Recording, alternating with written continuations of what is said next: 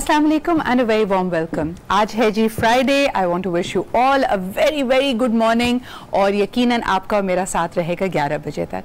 हम अक्सर ये बात करते हैं कि हमें बेहतरी की तरफ जाना है, हमें बेहतर इंसान बनना है, हमारी ज़िंदगी में जो ख्वाब हैं उनकी तरफ हमें बढ़ना है।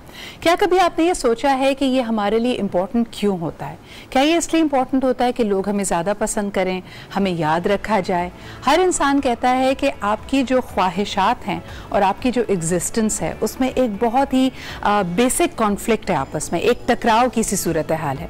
वो टकराव ये है कि जिस तरह हमारी जो फिजिकल बॉडी है, from the day that we are born we are rejuvenating. आपकी बॉडी के सेल्स डाई करते हैं, फिर उनकी जगह नए सेल्स आ जाते हैं, तो आपकी एक कॉन्स्टेंट स्ट्रगल है आपकी बीइंग की टू स्टे अलाइव।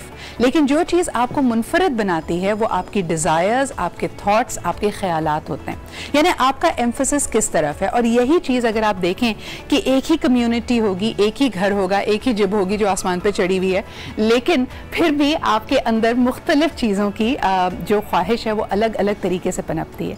तभी हम ये देखते हैं कि बहन भाई एक ही घर में रहते हैं, लेकिन सबका जो महवर होता है सोच का वो हो सकता है मुख्तलिफ हो। कोई एक शख्स घर में स्पोर्ट्स की तरफ ज़्यादा इंटरेस्टेड होता है, किसी का दिल चाहता है कि वो बिज़नेस में अपना नाम बनाए। सवाल ये पैदा होता है कि अगर इंसान की ख्वाहिशात उसके एक्सपीरियंसेस को उसकी ज़ात से अलग कर दिया जाए, then we are nothing। In fact हमारी सारी की सारी बीइंग, हमारा वजूद हमारे ख्यालात की तरह से शेप होता है। तभी कहा जाता है कि अच्छा सोचो, अच्छा गुमान रखो, अच्छे कलमात मुंह से निकालो, अच्छे दोस्तों में बैठो, क्योंकि आपकी सोहबत, यहाँ तक साइंस अब प्रूव करके देती है, आपको सर्वेज ये कहते हैं कि आपके जो थॉट्स और आपकी जो ख्यालात हैं जो आप समझते हैं कि बड़े यूनिक हैं, इनफैक्ट वो एक मजमुआ होते हैं उन 5 अफराद की पर्सनालिटी का जिनके साथ आप सबसे ज़्यादा वक्त गुजारते हैं। तो एक जरा नजर डालिए उन 5 लोगों पे जिनके साथ सबसे ज्यादा आपकी इंटरेक्शन होती है, चाहे वो आपके वालिदैन हों, आपके स्पाउस हों, आपके दोस्त हों, आपके कॉलीग्स हों, क्योंकि बाहर के ममालिक में शायद हम अपने घर वालों से या अपने रिश्तेदारों के करीब नहीं रहते, लेकिन फिर भी आप ये देखिए कि किन लोगों का इन्फ्लुएंस या सोहबत आपकी सबसे ज्यादा है। वो लोग डिफाइन करेंगे कि आप ज़िंदगी में कितना आगे जाते हैं। और आप अगर तमाम कामयाब लोगों की तरफ देखिए, आप देखेंगे कि उनका जो क्लोजेस्ट हल्का अहबाब है वो यकीनन उन्हीं की तरह इंस्पायरिंग है। तभी आप देखते हैं, आप समझते हैं कि शायद ये क्लास डिफरेंस की बात है, बड़े बड़े बिजनेसमैन सिर्फ बिजनेसमैन के साथ ही बैठना पसंद करते हैं, बहुत बड़े इंटरनेशनल खिलाड़ी अपनी वही फ्रेटर्निटी बनाते हैं, सेलिब्रिटीज़ एक ही दूसरों के साथ हैंग आउट करते हैं। हाँ ठीक है, उनमें कॉमनैलिटीज़ भी होती हैं, लेकिन सबसे बढ़कर ये कि उनका जो देखने का चीज़ों को अंदाज है, जो उनकी ज़िंदगी के ऑब्जेक्टिव्स हैं वो भी सिमिलर हैं। तो अगर आप किसी भी चीज़ का फैसला करते हैं, फेसबुक पे किसी चीज़ को देखने का फैसला करते हैं, टेलीविज़न पे किसी प्रोग्राम को अपना वक्त, टाइम और अटेंशन दे रहे हैं, make sure that you realise कि आप अपने जहन को, अपनी बीइंग को फीड कर रहे हैं। तो ये जो फीड आपके पास आ रही है, ये आहिस्ता आहिस्ता आपके वजूद का, आपकी सोच का हिस्सा बन जाएगी। So please be mindful of what you feed your brain. अब ज़रा आज बात करते हैं कि जी आज 1 फरवरी, 1 महीना गुजर चुका है, साल 1 महीना पुराना हो गया है। तो अगर आपने कोई भी हदफ अपने लिए बनाया था, अब आपके पास 12 नहीं जी 11 महीने हैं उसको अपने करीब लाने के लिए या उसको हकीकत बनाने के लिए।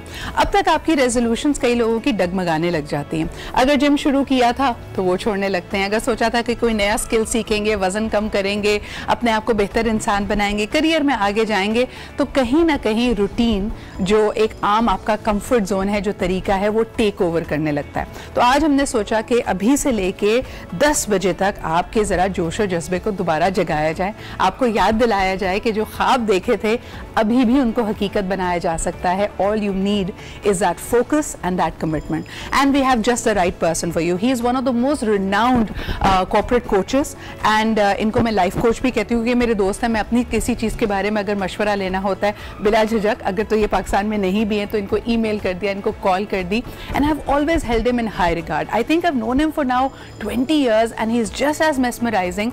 और जिस तरह हम कहते हैं कि एक कामयाब इंसान की सबसे बड़ी शनाख्त ये होती है कि हर दफ़ा जब आप उससे मिलें तो आप कुछ नया सीखें। So every 3 years, 5 years he is a new person, he has a new set of teachings that he can help you with. So we will have with us today mister Farhad Karam Ali. आपने कहीं नहीं जाना है, एक छोटा सा ब्रेक लेंगे and we'll welcome him to our show. So stay with us.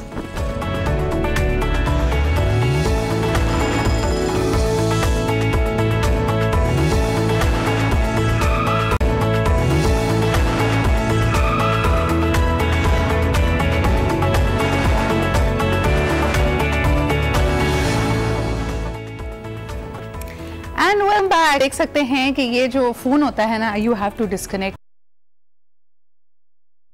foremost corporate coaches and life coaches in Pakistan. Life coach मैं इनको कहती हूँ तो उनको अच्छा नहीं लगता क्योंकि ये ज़्यादा committed है development. But after all, what are organizations if not people? तो आज हमने कहा थोड़ा सा इनसे individual development के बारे में भी बात की जाए, और अगर आप अपना न्यू ईयर रेजोल्यूशन भूल चुके हैं तो ये आपको याद भी करा देंगे और टिप्स भी देंगे उस हवाले से। अस्सलाम वालेकुम Farhad. It is such a pleasure to have you. मुझे पता है कि आपने कहा था कि सिद्रा मैं टीवी बहुत कम कर दिया है, बता दो पहले कौन सा टॉपिक होगा। हमने कहा एक तो आज हमने आपसे बहुत सारी चीज़ें, सक्सेस स्टोरीज, सक्सेस टिप्स लेनी है, but I am so grateful that you could make time and you are here. Thank you very much. Always great to come to your show. मुझे ये बताइए, अभी आप recently come back from Sila and a lot of people in the corporate circles already know about it. It is one of the best leadership retreats. मेरे बहुत सारे दोस्त इसमें इसका हिस्सा हैं, जिसमें साद अमानुल्लाह साहब भी हैं। इसके अलावा समन इम्तियाज़ is also one of the mentors, and of course Farhad is there as well. Farhad, what is this leadership retreat all about? This leadership retreat is actually an experience in itself. It's a 10-day immersive exercise where you go through highs and lows of emotional catharsis in a most amazing of environments, any one of the Southeast Asian countries, and you come back rejuvenated, you come back with a purpose, you come back with greater clarity. I don't want to give it away, obviously. अच्छा, पता है फरहाद, ये greater clarity से मैं बड़ा डरती हूँ। इसकी वजह ये है, the other day I was in Islamabad और ऐसे ही दोस्तों में बात हो रही थी, so we had Aamir Ibrahim sahab there, तो वो किसी कोर्स का हवाला दे रहे थे और कहा कि इस कोर्स पे अजीम बात ये है, ये हार्वर्ड में कोई एक इसी तरह का एग्जीक्यूटिव प्रोग्राम होता है, उसमें इतनी क्लैरिटी मिल जाती है कि वापस आके अक्सर लोग अपनी जॉब छोड़ देते हैं और बाकी आधे जो होते हैं वो अपनी बीवी छोड़ देते हैं। ये इतनी क्लैरिटी कैसे मिल जाती है? असल में पता है कि ये जितने भी इमर्सिव प्रोग्राम्स होते हैं, ये आपको आपके रूटीन से काफी बाहर लेके जाते हैं। रूटीन से बाहर लेके जाना does not necessarily mean a physical torture of sorts, some people think what leadership is all about. ये जब आप जाते हैं ना, what you do is you try to understand what is happening, that's all you do. You cut off from everything else, you having a bird's eye view के चल क्या रहा है, as a result of which you develop awareness. That awareness by default clarifies lots of things. Imagine कि आप गाड़ी चला रहे हो, रास्ते में जो fog आती है, आप fog light on कर देते हो, speed slow कर देते हो. That's what these high-end programs basically provide people with an opportunity to do. क्योंकि आपको चीज़ें तो पता है, आपको सब concepts पता है, tools पता है, models पता है. अगर पता नहीं भी हैं, 2 साल बाद नए टूल्स आ जाएंगे, आप वो सीख लेंगे।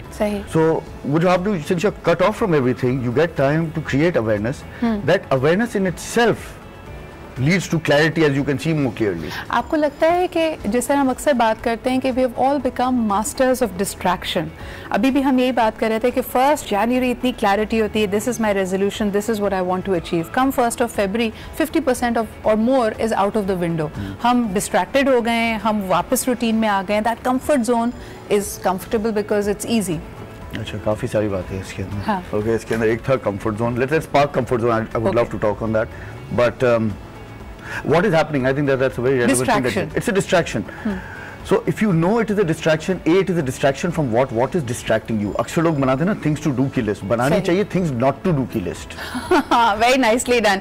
अगर आप अपने लिए ये लिस्ट बना रहे हैं कि आज आपको क्या-क्या करना है, मेरे ख्याल में आपको ये लिस्ट बनानी चाहिए, जैसे कि फरहाद कह रहे हैं कि क्या काम आपने नहीं करने हैं। अच्छा, इसमें क्या होगा? इसमें होगा ये कि जो आपको करना है वो तो आपको वैसे भी याद है ना, और एंड में आप सड़ते भी हैं क्योंकि आपने किया नहीं होता। So what happens is when you make a list of things not to do, every time you get an opportunity to do it, you remind yourself ये मुझे नहीं करना था।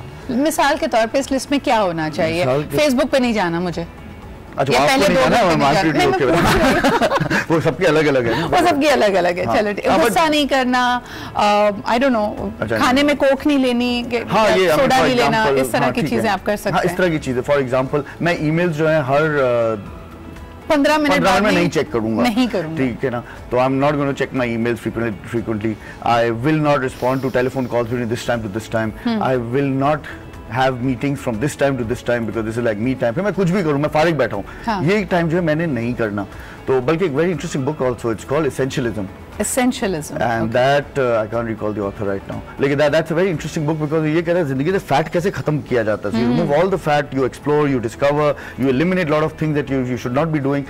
Instead, if you have time, go sleep, go play, you know, love nature. Yes. लेकिन take a walk. अब I mean कुछ नहीं तो आप थोड़ी चहलकदमी कर लीजिए। बिल्कुल, कुछ भी कर ले, लेकिन वो करने के लिए आपको क्योंकि टाइम चाहिए। Make a list of things you should not be doing. सही। जब ये लिस्ट बनाएंगे पहले तो पता चलेगा आप कितने कमिटेड हैं। दूसरा ये कि न्यू ईयर रेजोल्यूशंस भी it's a fashionable thing to do, हर साल शुरू हो जाते हैं। यानी पता है मेरे ख्याल में साल जैसे ही ख़त्म होता है, वो कुछ अंग्रेज़ों से हमने शायद सीख लिया है कि क्योंकि फेस्टिवल सीज़न आता है, हमारा अपना वर्जन है दिसंबरिस्तान का, तो तकरीबात में लोगों से मुलाकात हो रही होती है, किसी के आप बच्चे देख के, किसी की गाड़ी देख के, किसी की शादी देख के आप मरूब हो रहे होते हैं और आपको ज़िंदगी अपनी बड़ी फीकी फीकी लगती है। आपको लगता है कि यार ये साल भी गुजर गया, मैंने बहुत सारे काम नहीं किए।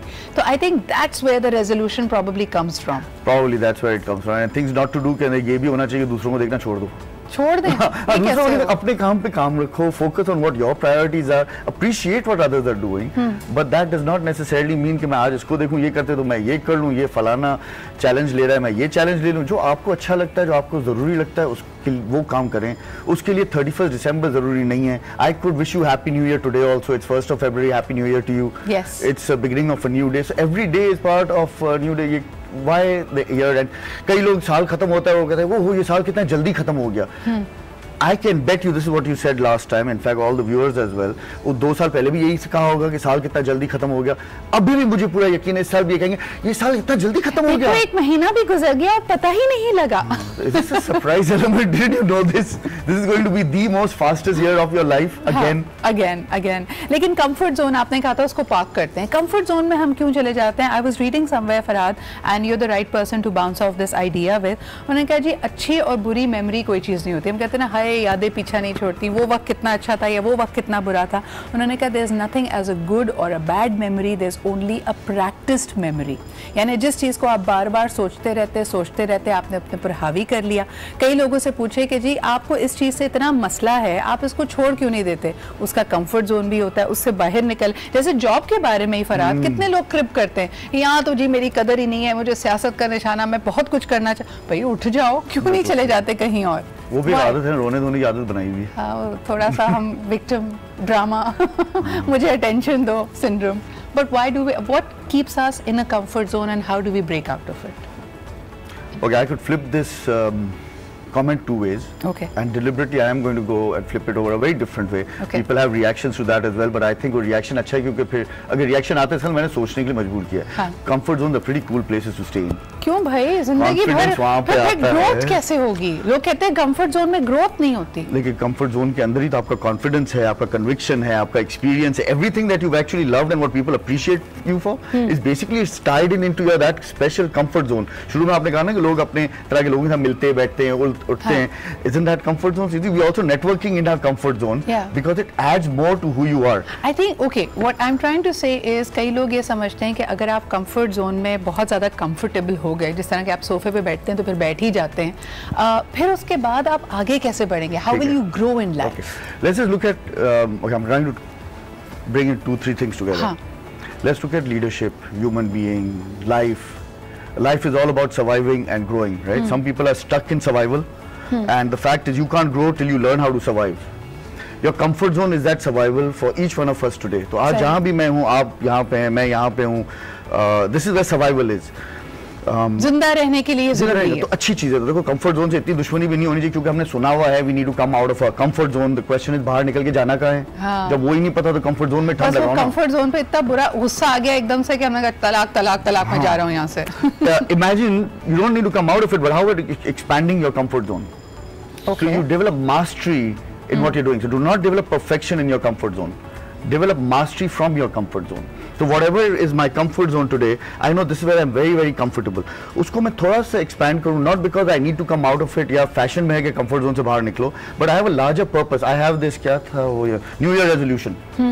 I'm in my comfort zone. I'm not going out. ठीक है ना? अच्छा ठीक है, अच्छा है comfort zone. Yeah, you're doing good. अब बड़ी चीज चाहिए. You want to grow? What do you want to grow into? You want to grow into a more smarter, healthier person? You believe in it? You can. Yes, you can. Enjoy your comfort zone. थोड़ा सा उसको stretch कर दो. So make your new habit your new comfort zone. See, we keep on expanding. Example के तौर पे समझाएं। जिस तरह लोग कहें कि जी मैं जिस जॉब में हूँ जहाँ हूँ बहुत कंफर्टेबल हूँ, लेकिन लोग कह रहे हैं यानी फैमिली वाले या दोस्त आपको एहसास दिला रहे हैं यार तुमने 5 साल वहाँ पे गुजार लिए, जितना सीखना था सीख लिया है और तुम कंफर्टेबल भी हो, लेकिन इसमें कोई नयापन नहीं है, अब क्या किया जाए?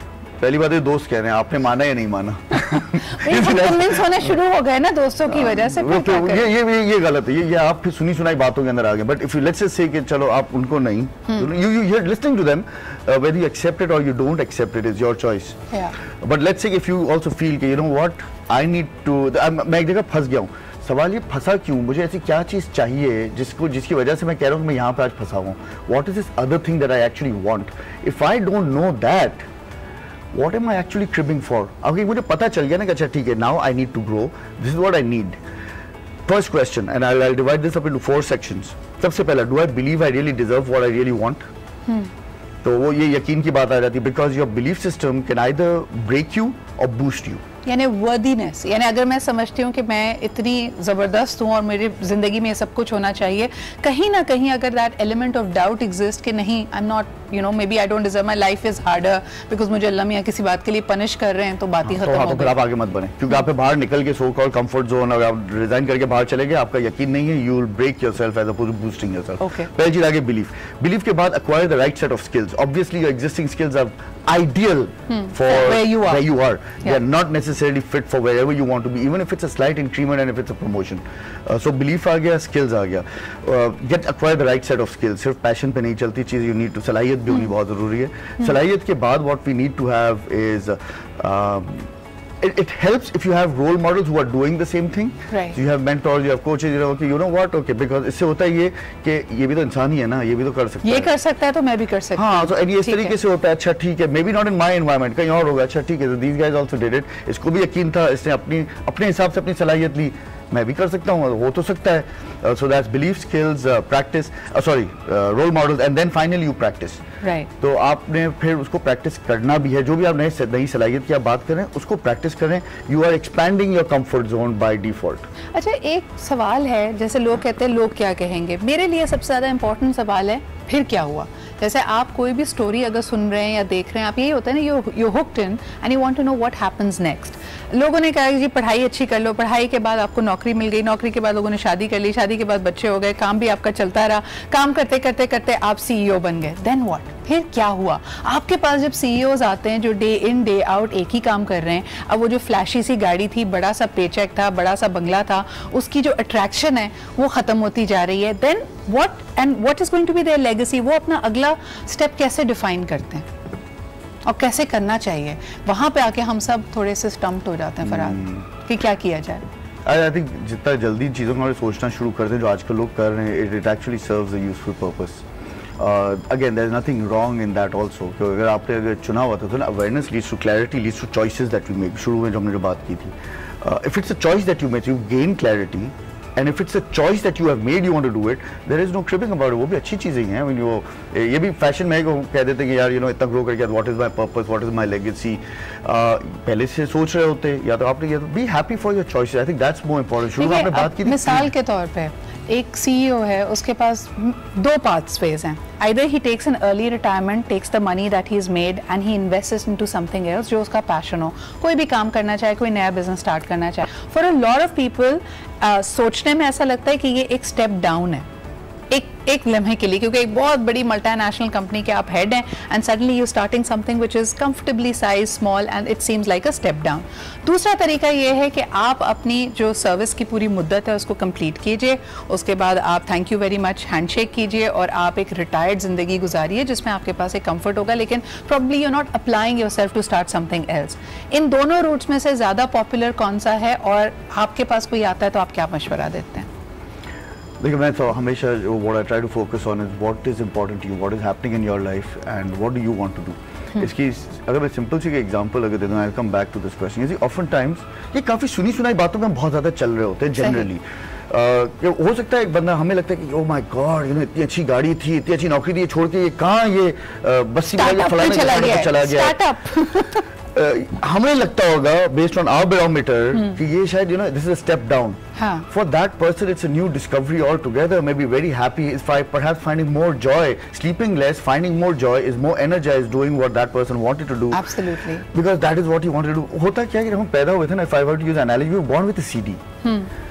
This CD was installed. सबसे पहली चीज पे लगी थी फैंटी नर्सरी। वो पटाख पटाख पटाख welcome to the world. Then I just fast forward पे और चीज आती है, फिर इसमें रिलीजन की सीडी लगती है, फिर नाम की सीडी लगती है, अम्मा अब्बा की सीडी लगती है, स्कूल जाने की सीडी लगती है, वो फ्रेम के अंदर कलर करने की सीडी लगती है, लाइन के अंदर रहना। हाँ। फिर और सीढ़ियाँ चलती है, स्कूल जाओ, स्कूल के बाद कॉलेज जाओ, पढ़ाई करना जरूरी है, कॉलेज के बाद यूनिवर्सिटी, यूनिवर्सिटी के बाद एक अच्छी जॉब मिलनी जरूरी है, जैसे जॉब हो जाए शादी करनी जरूरी है, शादी के बाद एक बच्चा होना जरूरी है, एक के बाद दूसरा बच्चा होना जरूरी है, फिर आप बच्चों की जिम्मेदारी लें, उनको ग्रो करें। It's CD which has been written by the environment and influenced by so many other people and we can't really identify कि इसमें से वायरस क्या है और कौन सी CD ऐसी जो मैं रखना चाहता हूँ। I was named Farhad, I'm very happy with that, I do not want to change it। लेकिन कई दफा CD ऐसी चीजें लिखती है जो आपकी मर्जी है, आपने चेंज करना है तो आप जब चाहे उसको मॉडिफाई करें। तो it's either I'm a CDR और I'm a CDRW। हाँ, रीराइटेबल हैं या सिर्फ रीडेबल हैं, इस पे हम मजीद बात करेंगे और ये बहुत इंपॉर्टेंट है because a lot of people feel stuck. हमारे पास बहुत सारी ट्वीट्स आती हैं, अपने अपने मसाइल आप हमें बताते हैं, but it's such a refreshing conversation with Farhad. और अगर आप भी समझते हैं कि आप कहीं आके रुक गए हैं, अटक गए हैं, आपकी CD को आपने चेंज करना है, तो उसके लिए देखते रहिए। Will be right back after a short break.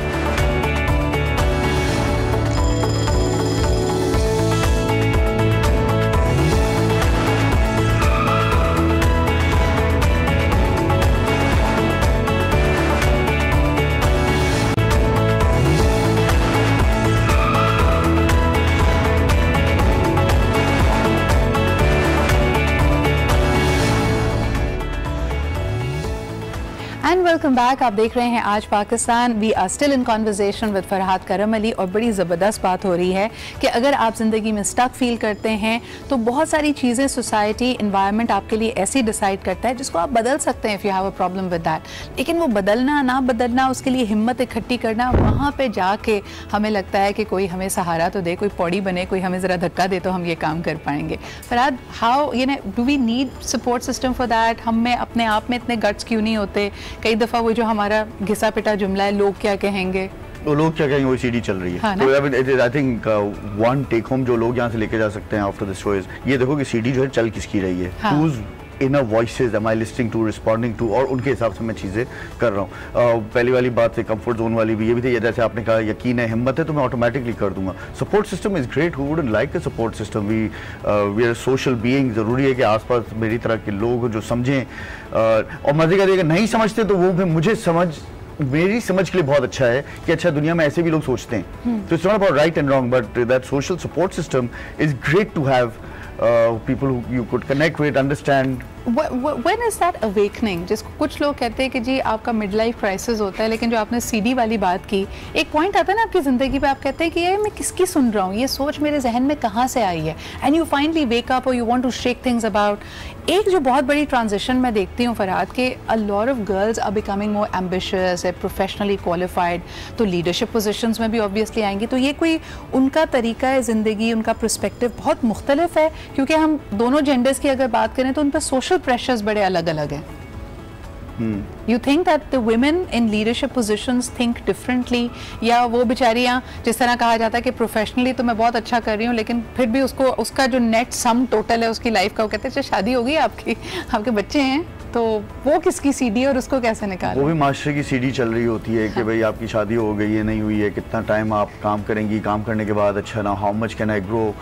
At the end of the day, it's about making the right choices, and these choices आप ही के हैं। आपने कहा कि अवेयरनेस कब आती है, ये जो लीडरशिप प्रोग्राम्स जिस तरह के होते हैं, जिसके अंदर द सीला type and the few others, जहाँ पे आपको बंदे बिठाते हैं, सोचो। अब शुरू में तो लोगों को बड़ी इरिटेशन होती है कि यार ये क्या सोच रहा, मेरी जिंदगी है, मुझे पता है। Till they actually start understanding this is not my CD, they reflect, they decide कि हो क्या रहा है, उस वक्त जो है ना आपको पता चलता है एक second, am I making the right choices, because this is what is happening, I don't like this is why this is happening, what has led me to believing that this is good for me, and then you start, and that's the clarity, and then you start making the choices. Farhad, आप इतने लोगों से interact करते हो जिसमें middle management, upper management, CEOs, women, men, young people, आपके ख्याल में जब हम कहते हैं ना कि लोग खुश रहना भूल गए, what is the greatest source of unhappiness? हमें ये जो गम का एहसास या ये जो something is lacking in my life, ये क्यों होने लगा इतना ज़्यादा? Morning show, I keep it light, it's मज़े हैं इसमें, चुस्कियाँ लेते हैं लोग, यू नो, कभी कोई बुरी वो क्या हुआ, ये कितना मज़ा आता है ऐसी बातें करने का, गॉसिपिंग में किसी की कोई अच्छी बात हो, बहुत अच्छी बात है। वेरी गुड, चलो I have nothing to contribute. देखो अगर कोई दुख का इजहार करता है तो फिर मैं एटलीस्ट मशवरा दे सकता हूं। क्या किस तरीके से हुआ, तुम्हें ये करना चाहिए, भले मेरी जिंदगी में यही मसला चल रहा होगा, लेकिन तुम्हें ये करना चाहिए। और उसके नॉट रियलाइजिंग इसकी चुस्कियां लेते हैं। Okay, I'm on a TV channel, but you know, you've seen ये कितना ज्यादा ये जो बुरी खबरें होती हैं बार-बार लगाते हैं लोग, टीवी पे भी लोग बार-बार बैठ के वही खबर बैठ के देख रहे होते हैं और बार-बार अफसोस भी करते हैं, फिर वही बातें करते हैं। कुछ तो फीड इन हो रहा है ना अंदर। हाँ हाँ। So that is why people find मजे in this. मजे। So you think it's like ये भी एडिक्शन है एक तरह से, आपका ये माइंडसेट आपकी एडिक्शन है कि आप सिर्फ बैठ के ये सोचे कि मेरे साथ सब कुछ बुरा हो रहा है। But I want to ask you, जैसे आपने शुरू में कहा, लोग तो कहते हैं कि जी फोकस अपना इस बात पे रखो कि तुम्हें क्या चाहिए। आजकल तो वो एनर्जी की बड़ी बात होती है, vibrationally things will come to you, attract करें उसको। आप कह रहे हैं कि लिस्ट बनाएं जो नहीं चाहिए, तो फिर क्या करना ही नहीं है। हाँ। तो ये रियलाइजेशन, अगर मैंने वो किया, हर किसी ने करना है, फिर वही मैं किसी और की सीडी चला रहा हूँ। हाँ। So you figure out for yourself what works best. How to deal with criticism, Farhad. लेकिन आप तो ये एक बड़े अच्छे zen मोड में, जहाँ दूसरों की सुनो ही मत, दूसरे की सीडी उसे कहो थैंक यू वेरी मच, ये ले जाइए। लेकिन जब दूसरे क्रिटिसाइज कर रहे होते हैं, a lot of people are not that thick skinned, उनको लगता है कि यार मुझे अफेक्ट कर रही है, ये मुझे कहा क्यों, मेरे कपड़ों पे बात कर दी, मेरे चेहरे पे बात कर दी। तो बिल्कुल आप सुने, you know, so for example जब मैं कहता हूँ दूसरों के noises, the reason why I enjoy listening to CDs is because I'm listening to so many different CDs. I appreciate a lot of them. कुछ बहुत सही बातें कर रहे होते हैं, किसी में बहुत वैल्यू होती है, कुछ ऐसे हंगामा होता है तो मैं ऐसे enjoy, मैं भी चुस्कियाँ ले लेता हूँ, मजे ले लेता हूँ, अच्छा शो है।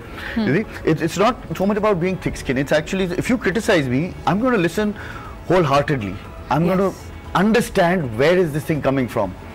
वाकई इसका, how can what you have just said, चाहे criticism हो, feedback हो, feed forward हो, any one of those fancy words, I'm going to pick things up that make sense and strengthen me in expanding my comfort zone. यार ये बात सिद्रा ने सही की थी, you know what, I really need to think about this.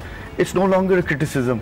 If anything, you have shared your unique gift in enhancing my life. अच्छा, एक जो कॉमन, क्योंकि मैं कई सारे जो हमारे रेजोल्यूशंस इस दफ़ा आए या हमने जो सब्जेक्ट्स उठाए थे वो भी मैं फरहाद के सामने रखना चाहती हूँ। फरहाद, एक बड़ा आजकल फैशनेबल टर्म हुआ हुआ है, cut out the toxic relationships in your life. तो अभी आपने कहा कि सुने सबकी लेकिन करें वही जो आपका दिल सही मानता है। तो ये जो लोग मुसलसल पॉइजन भेज रहे हैं आपकी तरफ या बहुत ज़्यादा जहर उगल रहे हैं, उनको कट डाउन कैसे किया जाए, या कट आउट करना सही भी है या नहीं? What's your theory on that? I read somewhere quite a few years back and I really loved it. It says, if you want to be successful, don't hang around losers.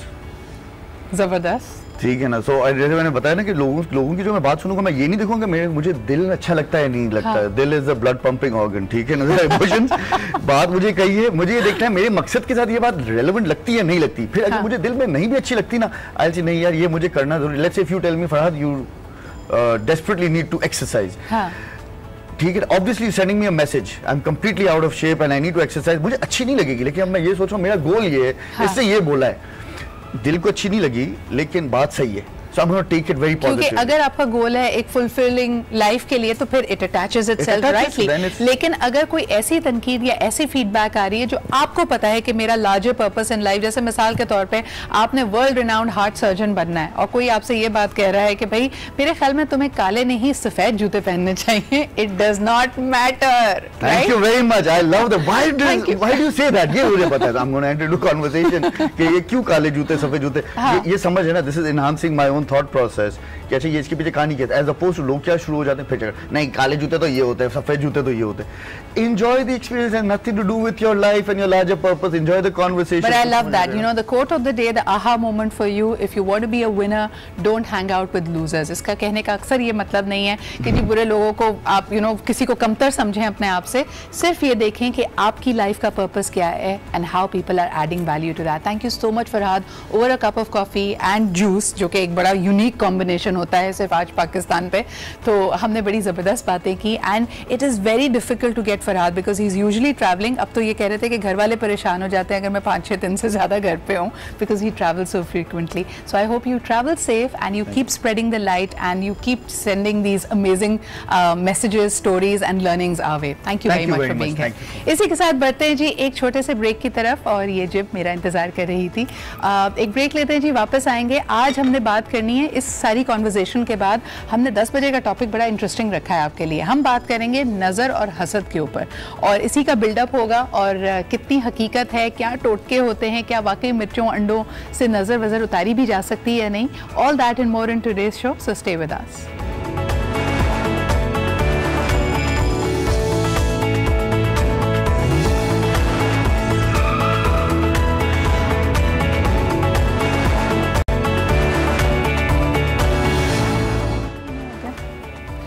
Welcome back. आप देख रहे हैं आज Pakistan, time for मिलो पाकिस्तान से हमेशा talented youngsters से आपकी मुलाकात कराते हैं। आज हमारे साथ मौजूद हैं बिलाल आसिफ, जो कि एक पेंसिल आर्टिस्ट हैं। एक बहुत ही डिफ़िकल्ट फॉर्म ऑफ आर्ट होता है, और ये हम देख सकते हैं कि he is now going to create the largest swing made out of pencil parts.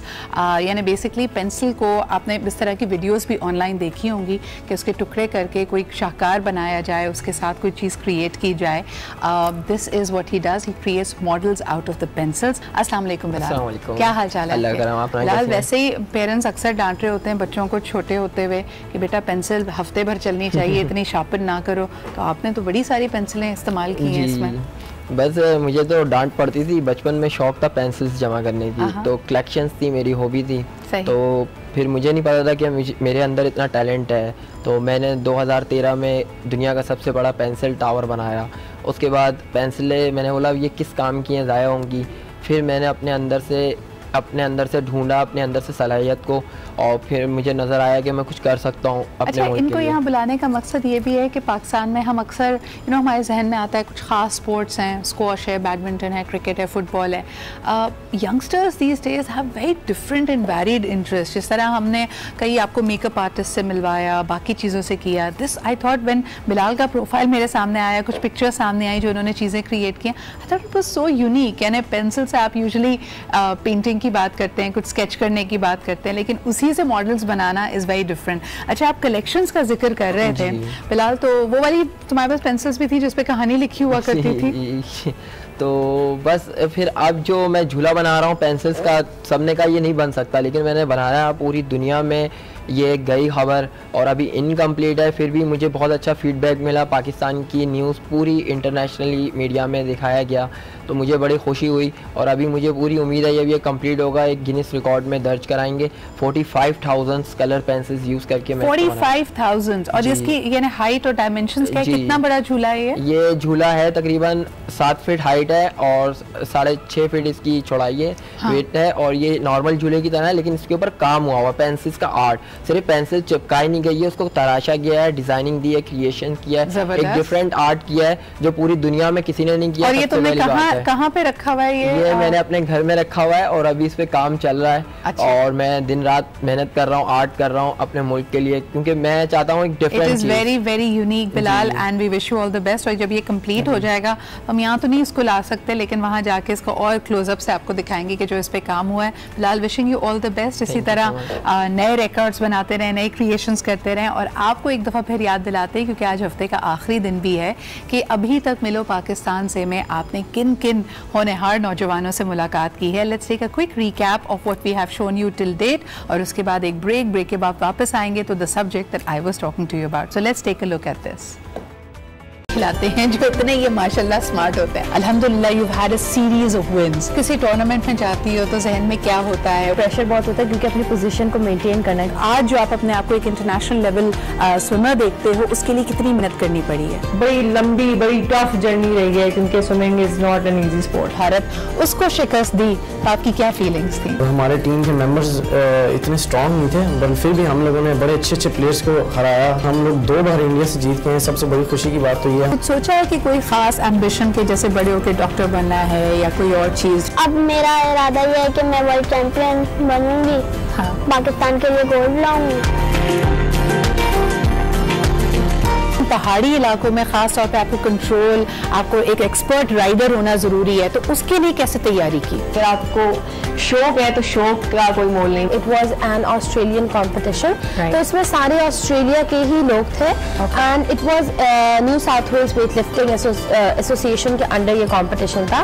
क्या वजह है कि उर्दू के पास वो मकाम उर्दू का हम अनफॉर्चुनेटली हमारे प्रेजेंट एजुकेशन सिस्टम में नहीं दे पा रहे हैं? ये ज़रूरी है कि हम लोग अपनी ज़बान को पहले मतलब अहमियत दें, उस पर जोर दें, उसको सही तरीके से बोला जाए, तो फिर दूसरी ज़बानों की तरफ देखा जाए। जब तुम बनाना शुरू करती हो तो एंड प्रोडक्ट क्लैरिटी से तुम्हारे जहन में होता है या while you're doing it वो भरती जाती है शक्ल? बहुत मज़ा आता है ये सब कुछ करने में, लेकिन ये कि इंस्पिरेशन जाहिर सी बात है आप कहीं ना कहीं से लेते हो। इनका ये पहला विजिट है कराची का। This is the first time they are on a television channel and they are exclusive and live with us. What's your, what gives you most hope? Were you expecting this kind of response from Pakistan? Really positive as this sort of the social strength of the program. So every idea that we heard last night was not just about making money, but it's also about doing good for the communities in which the young people come from. Team Gilgit Baltistan best है, इनका idea बहुत ज़बरदस्त है। मैंने 2 साल research किया, पहले तो इस पे किया कि टीनेजर्स अनहेल्दी फूड को ज़्यादा प्रेफर क्यों करते हैं, और उसकी फाइंडिंग्स मुझे ये मिली कि चूँकि पेरेंट्स एक्टिव नहीं होते उन्हें हेल्दी फूड प्रोवाइड करने में, होममेड फूड प्रोवाइड करने में,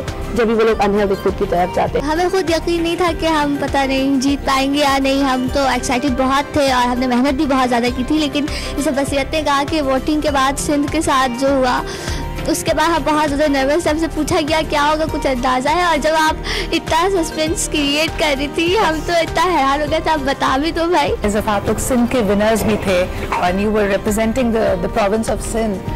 कैसा एक्सपीरियंस था ऑल थ्रू आउट? ये बहुत अच्छा एक्सपीरियंस था। We were not expecting this. Like जब हमारा पहली दफ़ा नाम आया था हम बहुत खुश थे। लोगों के रवैये के ज़रिए या आपके अपने फ्रेंड्स एंड कॉलीग्स में आपको कोई पुशबैक, कोई इस तरह के रवैयों की वजह से हर्डल्स आए आपके सामने? तो ऐसे ही है कि क्रिटिसिज्म तो हम कोई भी काम स्टार्ट करते हैं तो हमें लोगों की तरफ से, सोसाइटी की तरफ से फेस करना पड़ता है। ये है असल पाकिस्तान, ये है पाकिस्तान का वो चेहरा जो हमें दुनिया को दिखाना भी है और दुनिया को देखना भी पड़े।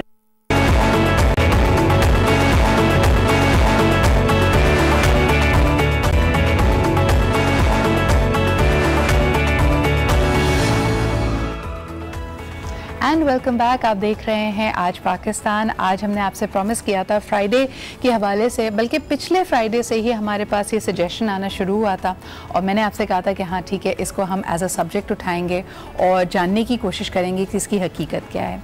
आपने ये कभी नोट किया है कि किसी के साथ कुछ बुरा हो जाए, कोई नुकसान हो जाए, कोई हादसा पेश आ जाए, तो हम अक्सर अपने इर्द गिर्द ये आवाज़ सुनते हैं कि ओहो कोई बात नहीं, या हो सकता है तुम्हें नज़र लग गई हो। कभी कभार अपनी ही कोई चीज़ और अपनी बेदहानी से हम अपना नुकसान कर बैठते हैं। इस्त्री करते करते अपना सूट जला लिया, या फिर बहुत अच्छा खाना पका रहे थे और अचानक से एक गलती की और वो सब कुछ ख़राब हो गया, या कहीं डोंगा लेके जा रहे थे वो अपने हाथ से गिर गया, तब भी ये आवाज़ हम सुनते हैं कि शायद नज़र लग गई होगी। नज़र की हकीकत क्या है? अगर ये एक मेटाफिज़िकल एक फिनोमेना है, जिस तरह की ग्रेविटी है, बाकी चीज़ें हैं, जैसे दुनिया में बहुत सारे आलम हैं या इस यूनिवर्स में बहुत सारे आलम हैं, उसमें से एक में हम एग्जिस्ट करते हैं, तो ये समझने की हम हमेशा कोशिश करते रहते हैं कि ये किस तरह हमारी तरफ बढ़ती है, इसका नुकसान अगर हम उठाते हैं तो उस नुकसान से कैसे बचा जाए। कुरान और हदीस की रोशनी में भी हमारे पास कई तरीके हैं। सबसे मेरे ख्याल में मसनून तरीका तो यही कहा जाता है कि हम जैसे विटामिन्स खाते हैं अपने आप की अपनी क़ुव्वत मदाफ़ियत को स्ट्रॉन्ग करने के लिए, उसी तरह अगर आपने अपने आप को स्पिरिचुअली नज़र, हसद, इस तरह की नेगेटिव एनर्जी से स्ट्रॉन्ग करना है तो आप पहले तो नमाज या आपका जो भी अगर आप फॉलो कर सकें तो नमाज, रोज़ा, ज़कात, ये जो आपको मसनून तरीके बताए गए हैं इसकी पाबंदी करें, ताकि आप ख़ुद, क्योंकि आपका ज़ाहिर और बातिन पाक होगा तो आपकी क़ुव्वत मदाफ़ियत इस तरह की नेगेटिव चीज़ों से हट जाती है। जो शैतानी गलबा है या किसी की कोई नेगेटिव फोर्स अगर आपकी तरफ आ रही है, उसमें एक तरह से आपके लिए शील्ड हो जाती है। लेकिन कुछ लोग ये भी कहते हैं कि जी इन सब चीज़ों के बावजूद भी मुझे लगता है कि बड़ी आसानी से मुझ पर नज़र लग जाती है। मेरे बाल बड़े हसीन थे, अब देखें एकदम गिर के ख़त्म हो गए हैं। कोई फिर आपको टोटका बताने लग जाता है कि जी ये जेम अगर आप पहनेंगे तो आपको फ़ायदा होगा, या मिर्चों से बच्चों की नज़र उतार ली जाए। इसमें कितनी हकीकत है? क्या वाकई इसका कोई असर होता है, या फिर जिसको हम साइकोलॉजी में कहते हैं कि प्लेसिबो इफ़ेक्ट, कि अगर आपको ऐसी गोली भी दे दी जाए जो कि सिर्फ चीनी की मीठी गोली है, लेकिन आप उस ईमान के साथ, उस एतकाद के साथ उसका इस्तेमाल कर रहे हैं कि इसमें शिफा है, ये अल्लाह ताला इसके ज़रिए मुझे शिफा देगा, तो लोगों के बड़े बड़े मसले हमने हल होते हुए देखे। तो ये तमाम चीज़ें आज हमारा मिलकर टॉपिक बनेंगी, आपकी कॉल्स भी लेंगे। क्या आपको भी लगता है कि आप नज़र और हसद का शिकार होते हैं, और ये जो बड़े आजमाए हुए लेकिन एट द सेम टाइम बड़े बड़े सग़ीर के स्पेसिफिक टोटके हैं कि जी अंडा या फिर इसके अलावा आप मिर्चों से नज़र उतारिए, उसमें तासीर है या नहीं, इस पर बात करेंगे। आज हमारे पास जो पैनल मौजूद है, सबसे पहले आपको उनसे इंट्रोड्यूस करते हैं। हमारे साथ हैं डॉक्टर जमील राठौर साहब, जानते हैं आप इनको, इज़ अ प्रैक्टिसिंग डॉक्टर और साथ ही साथ बहुत ही मायनाज इस्लामिक स्कॉलर भी हैं। खुसूसन हम इनको दीनी नशरियात में अक्सर देखते हैं, लेकिन आज हमने कहा कि जमील भाई से इस मौजू पे खुसूसन इनके इल्म से मुस्तफ़ीद हुआ जाए। बहुत बहुत शुक्रिया जमील भाई यहाँ पे मौजूद होने का। आप ही के साथ तशरीफ़ रखती हैं from a slightly different point of view. Religious angle तो इसका है ही इस सब्जेक्ट का, लेकिन because it affects human beings and our minds, और हमारी सोचें, हमारे अफकार इससे जाहिर सी बात है हावी हो जाते। कभी आपने ये नोटिस किया कि आपका कोई नुकसान ना भी हुआ हो, अगर कोई आपको देख के कहे कि जी आप कमज़ोर लग रहे हैं या आपकी आंखों से लग रहा है कि आप पे नज़र है, तो आपके जहन में ये ख्याल आ जाता है, फिर आप उससे उलझते ही रहते हैं। So it has a lot to do with the mind and of course it has to do with your motivation as well. तो आज हमने यहाँ पे इन्वाइट किया है जी उरूज मुईज़ को भी। अस्सलाम वालेकुम उरूज, बहुत बहुत शुक्रिया यहाँ पे आपके भी मौजूद होने का। सबसे पहले अगर जमील भाई आपसे गुफ्तगू का आगाज़ किया जाए, एक सवाल जो हम बड़ा कॉमनली सुनते हैं कि क्या मेरी नज़र मेरी ही चीज़ को, या बतौर वालिदैन क्या हमारी नज़र हमारे ही बच्चों को लग सकती है? बिस्मिल्लाहिर्रहमानिर्रहीम, मैं आपके जवाब की तरफ आता हूँ, लेकिन बेसिक अगर मैं बताना चाहूँ बेटा, it is a detail topic नज़र, ठीक है, not only in the human beings, the human world, but also the spiritual world. अल्लाह ने इंसान को दो चीज़ें दी हैं, एक जिस्म और एक सोल, रूह। बिल्कुल। जिस्म नज़र आता है, उसकी बीमारियां भी नज़र आती है। फॉर एग्जांपल आपको फीवर है, नज़र आ रहा है, महसूस हो रहा है, पेन आपको महसूस हो रहा है, और बहुत सारी बीमारियां हैं जो इंसान को महसूस होती हैं और नज़र भी आती हैं, ठीक है ना। नज़ला हो गया, वो स्नीजिंग आ रही है, यार ये सारी चीज़ें सिम्टम्स हैं उसके, ठीक है ना, साइंस एंड सिम्टम। लेकिन रूह जो है उसकी भी बीमारियाँ होती हैं। रूह नज़र नहीं आती, उसकी बीमारियाँ भी अक्सर हमें नज़र नहीं आती, लेकिन वो भी बीमार होती है। और रूह की ग़िज़ा, जिस तरह आपने कहा, बेशक अल्लाह के ज़िक्र में है। यही वजह है कि ताजदार कायनात हुजूर अकरम सल्लल्लाहु अलैहि वसल्लम ने हमें स्पिरिचुअल डिजीज़ से बचाने के लिए बेशुमार रेमेडीज़ दी हैं, ट्रीटमेंट दिया है। आप नमाज, रोज़ा, ज़कात, ये तो फ़राइज़ है जो हमें मखसूस औक़ात में, मखसूस अय्याम में अदा करने हैं। लेकिन एक आम सोशल लाइफ में हम सुबह उठने से लेकर रात को बिस्तर पर जाने तक हम ज़िंदगी में जो जो अफ़ाल करते हैं, काम करते हैं, रसूल खुदा सल्लल्लाहु अलैहि वसल्लम ने उन सब का हमें तरीक़ा बताया। और यकीन जानिए अगर वो सारे काम हम कर लें तो नज़र बद हो, नज़र फासिद हो, कोई हमारे करीब नहीं आ सकती। फॉर एग्ज़ाम्पल अगर आप उठ रहे हैं, उठने के बाद आपने सबसे पहले अपने हाथों पर इस पर हाथ फेर लीजिए, उसके बाद आपने वाशरूम में जाना है, तो वाशरूम जो है वो जिन्नात की जगह होती है आमतौर पर, हदीस में बताया गया। तो उससे पहले जाले दाखिल होने से पहले आप दुआ कर लें। उसके बाद आपने वजू शुरू करना है तो आपने या नहाना है, गुस्ल करना है, उसकी दुआ है, पाकीज़गी की दुआ है। फिर उसके बाद आपने आईना देखना है उसकी, इसलिए कि इंसान की नज़र खुद भी लग जाती है, इसलिए दुआ फरमाई गई, लग सकती है, बिल्कुल लगती है। अच्छा, एक सवाल आप ही की बातों से मेरे जहन में आया जब आपने कहा कि रूह को भी तकलीफ होती है, उसकी भी बीमारी हो सकती है। तो जो अगर ऐसी तकलीफ में मुब्तला रूह है, वो जिस जिस्म में है, जिस इंसान की है, सिर्फ उसी को नुकसान पहुंचाती है, उसकी वजह से वो दूसरों को भी नुकसान पहुंचा सकती है। जैसे लोगों ने कहा ना कि एहसास महरूमी है, रूह तड़प रही है, अंदर से किसी ख्याल में उलझ गई है, यू नो पैसा कम है या मुफलिसी है, तो वो अगर किसी और को देखती है जिसके पास अल्लाह ताला ने सारी नेमतें दी हैं, बरकतें दी हैं, तो क्या उसको भी नुकसान पहुंचा सकती है? जी हाँ, बिल्कुल, ये बड़ा अहम सवाल आपने किया। देखिए, जिस तरह फिजिकल डिजीज़, कम्युनिकेबल डिजीज़ होती है जो इंसान को सांस के ज़रिए, सलाइवा के ज़रिए या टच के ज़रिए इंसान को जो लग सकती हैं, बिल्कुल इसी तरह अगर किसी की सोल या उसकी रूह बीमार हो गई है तो उसका इजहार जो है इंसान जुबान से करता है, अपने तासुरात से करता है, अपनी फीलिंग से करता है। आपने देखा होगा कि कोई बच्चा रो रहा है तो उसको देखकर आप भी खुद ब खुद गमगीन हो जाते हैं, आपको भी दुख, हालांकि अभी पता नहीं चला क्यों रो रहा है, लेकिन आपके दिल के अंदर जो ना एक ग्रीफ, एक अफसोस, एक तासुर पैदा होता है। तो यकीनी तौर पर इसी तरीके से अगर रूह बीमार हो जाए और वो उसका इजहार जुबान से करे या एक्सप्रेशन से करे, तो उसके असरात दूसरे इंसान तक जरूर जाते हैं। अब एक्सप्रेशन आमतौर पर दो होते हैं, एक पॉजिटिव एक नेगेटिव, और इमोशंस जो है बाकायदा इटसेल्फ एक एनर्जी जो है वो रिलीज करता है, और वो बड़ी स्ट्रॉन्ग एनर्जी होती है। इंसान के इमोशंस जितने स्ट्रॉन्ग होते हैं इतनी ज्यादा स्ट्रॉन्ग उसकी एनर्जी निकलती है। जिसकी एक मिसाल बनती है हमारे सामने दुआ के तौर पे या बद्दुआ के तौर पे। जब आप किसी को दुआ देते हैं और आपके कहते हैं कि दिल से किसी ने दुआ दी है, तो वो एक एनर्जी है, उसका आपने शुक्रिया अदा किया है और अल्लाह ताला उसको रिवॉर्ड करता है। तो ये बहुत अहम है।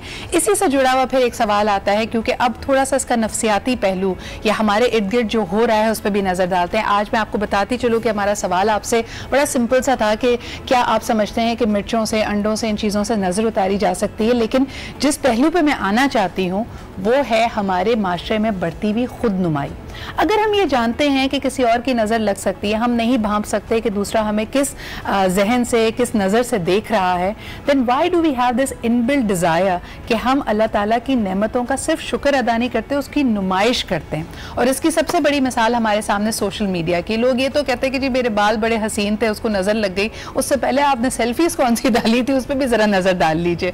उरूज इस पर क्या कहेंगी, हम सेटिस्फाइड ही नहीं होते जब तक जिन नेमतों को अल्लाह ताला की हम इंजॉय कर रहे हैं। हम नमाज में कोताही कर लेंगे, लेकिन उस किसी बगैर नागे के उसको हमने सोशल मीडिया पे जरूर डालना होता है। अच्छा, ये वी आर इनटू स्टेट और इन अ टाइम और इन एरा जहाँ पे हमें अप्रिसिएशन, एक्नॉलेजमेंट चाहिए। सही। बिकॉज कहते हैं बहुत कॉमन हो गया, मीडिया हम सबके लिए एक्सेसिबल हो गया, जो पहले नहीं था। जी। पहले अप्रिसिएशन और एक्नॉलेजमेंट मिलती थी। For example, you are a host, you are coming on the show, खाला ने तारीफ कर दी, वो काफी होता था, स्पीकर ने कह दिया, now it's more like a comparison, it's like competitiveness, जो अब हमारे माशरे में, हर माशरे में बढ़ती जा रही है, not only in Pakistan, all over the world.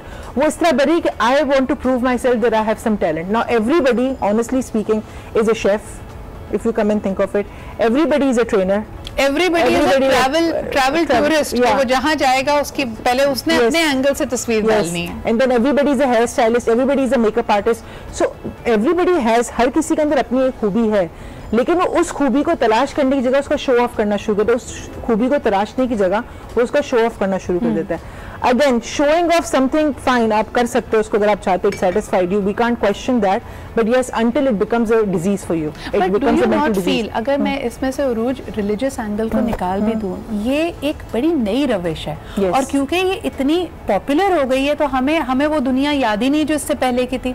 आपको और मुझे याद होगा कि अगर आपने कभी कैमरे से, जो पहले कैमरा हुआ करता था, कोई सेल्फी लेता था तो हम उसका मजाक उड़ाते थे कि ये कितना अकेला है कि अपनी तस्वीर खुद ले रहा है। आजकल ये चीज फैशन बन गई है। यस। अब ये कि नजर की हम बात कर रहे हैं और उसको उसके नजर के कॉन्सेप्ट मिला है हम लोग।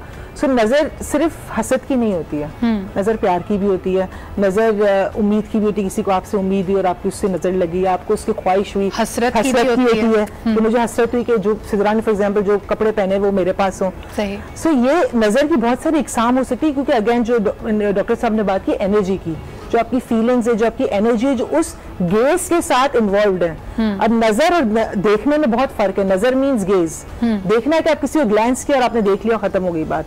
अब जो आप गेज कर रहे हो उसके अंदर आपकी फीलिंग्स, आपके इमोशंस क्या है, योर थॉट ट्रेवल्स, आपके जो थॉट्स हैं वो ट्रेवल करते हैं। यानी वही बात है कि किसी बच्चे को, जैसे अभी आपने मिसाल दी थी, कोई देख के दुआ देता है कि हाय माशाल्लाह कितना प्यारा है, कोई हाय लगा देता है, कोई ये देखता है कि अच्छा इसका, ये ना आप किस किस्म का ये माशरा है कि अभी हमारे पास एक खबर आई थी, बड़ी दिलखराश खबर थी कि एक सगे रिश्तेदार ने, आई थिंक वो खाला या कोई इस तरह का रिश्ता था, किसी बच्चे को कत्ल कर दिया सिर्फ इसलिए कि वो बच्चा अपने बच्चे से ज्यादा प्यारा था। तो यानी ये हसद का भी एक नेक्स्ट लेवल है कि सिर्फ आपने सिर्फ उस नजर से देखा नहीं, बल्कि आपको शैतानी वसवसे ने इतना घेर लिया कि एक बुरे अमल पे आमादा कर दिया। क्योंकि आपकी हसद जो है वो जन्म देती है, पैदा करती है आपकी जलन को, बिकॉज जलन तो खुद ब खुद नहीं आती, सम फैक्टर इज इन्वॉल्व।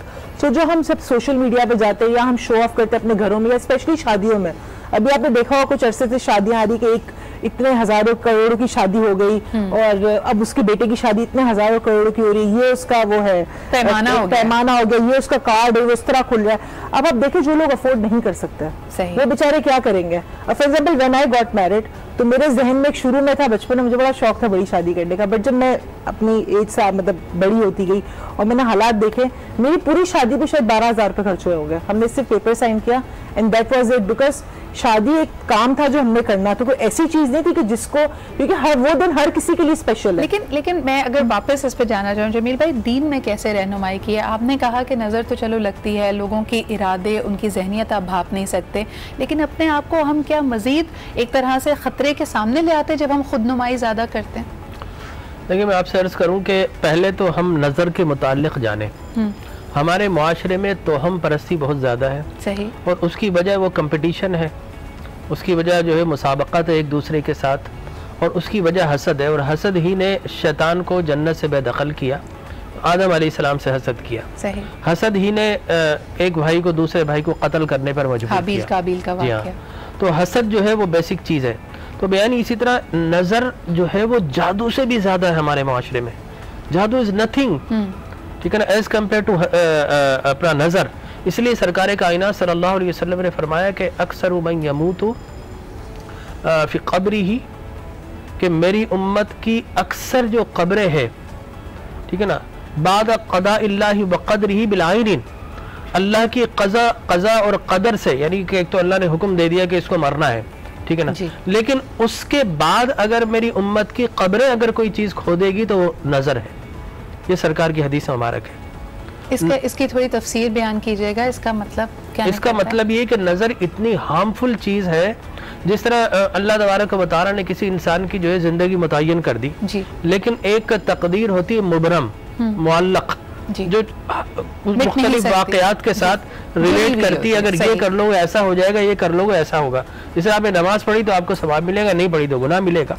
यानी इसी तरह वो तकदीर मुअल्लक़ होती है, मुबरम होती है, जिसके जैसा इंसान ने किसी को छुरी मार दी तो कत्ल हो जाएगा डेफिनेटली। इसी तरीके से नज़र भी है, जो हमारे माशरे में चारों तरफ एक नज़र का माहौल है, एक मुख्तलिफ इलेक्ट्रोमैग्नेटिक जो है रेज निकलती रहती है हर इंसान के साथ, तो इंसान जो है उससे इफेक्ट होता रहता है। लिहाजा सरकार ने फरमाया कि नज़र ऐसी चीज़ है, अल्लाह की तकदीर तो हक है, लेकिन फरमाया अगर कोई चीज़ उससे आगे निकल सकती थी तो वो नज़र है, लेकिन अल्लाह की जो है तकदीर जाहिर है कि वो सबसे बड़ी चीज़ है। रस्सी को फिर आपने थामना है, क्योंकि ये आपके इर्द गिर्द तो है। ये और मैं इसकी वजाहत और कर दूं, सरकार ने फरमाया कि नज़र ऐसी चीज़ है, अल-आइन हक़्क़ुन, ये हक है, ये है, सच है, ऐसी चीज़ है कि ये इंसान को कब्र तक और ऊंट को हंडिया तक पहुंचा देती है। बिल्कुल, ठीक है ना। और ये हम अक्सर देखते हैं, और हमने जो, अगर आप किसी को अच्छा मशवरा दें ना कि ये तस्वीर ना डाला करो, आपकी फैमिली माशाल्लाह बहुत प्यारी है, इसकी तस्वीरें ना डालें, तो लोग इसको बड़ा बुरा मनाते हैं, जैसे आप उन पे कोई कदगन लगा रहे हैं।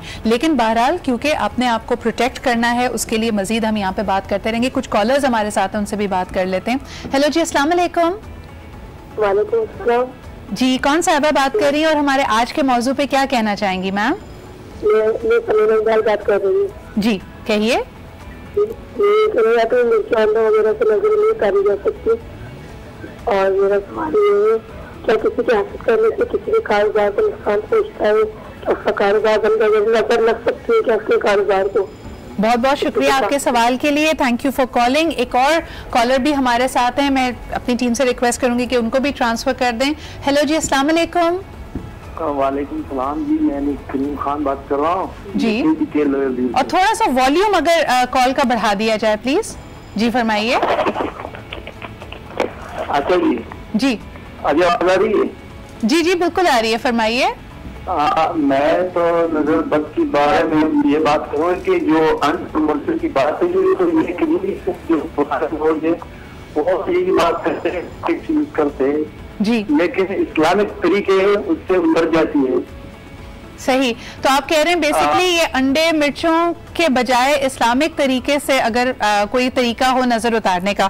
बहुत बहुत शुक्रिया भाई कॉल करने का, ये हम जरूर जमील भाई से जरूर पूछेंगे भी और इस पे वजाहत करेंगे। लेकिन ये जो बहुत सारे ऑप्शंस मौजूद हैं, मेरे ख्याल में ये भी लोगों को कंफ्यूज करते हैं। जब हम कह रहे हैं कि अंडे भी हैं, मिर्चें भी हैं, किसी ने कहा कोई और तरीका है, कोई आम से, कोई सेब से, कोई लींबू से नजर उतारना चाहता है। मेरे ख्याल में ऑप्शंस जहाँ पे भी ज्यादा हों वो आपको कंफ्यूज करते हैं। A word from our sponsors, of course Ufone super card आपके लिए ऑप्शंस को कम कर देता है। अगर आपको एक अच्छा सा साफ सुथरा सा कनेक्शन चाहिए, so just go for Ufone super card and your problems will be solved. एक छोटा सा ब्रेक लेते हैं, विल बी राइट बैक।